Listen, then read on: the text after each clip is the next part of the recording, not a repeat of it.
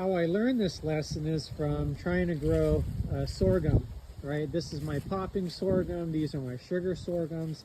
The sugar sorghum should be 8 to 10 feet tall, and I pulled one up and I saw that in these little mini beds I have, there's the soil that I have, which is only like 6 inches deep. I pulled that plant up and those roots were J-rooted out to the sides, because they could only get into the soft loose soil. This hard clay is not penetrable. So regarding root penetration, this is my clay soil, right? This is like a rock. Here's a shovel, right? That's the kind of penetration.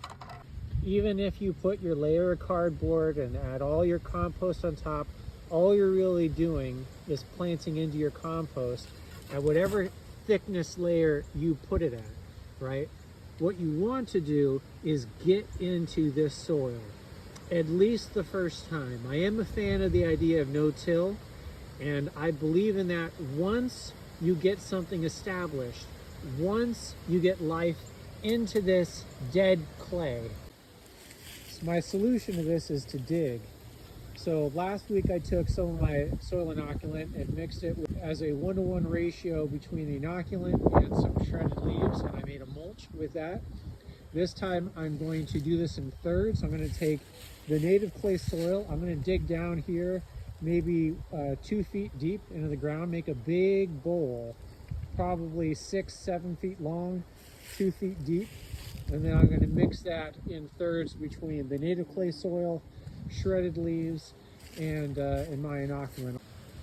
So this inoculant I made about a month ago. Ratios are about 40% of shredded cardboard, 40% of vermicompost, and about 20% sand with a little bit of rock, right? So this is going to be a very breathable mixture, and it's going to be very nutritious in the soil.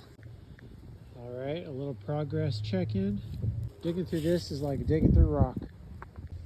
As a no-till person, this is why your feelings can't be hurt about busting up clay, because there's nothing there, right? It's powder. There's no soil structure here. Once you put life into it and you get actual soil structure, well, then feel sad, but don't feel sad about breaking up clay.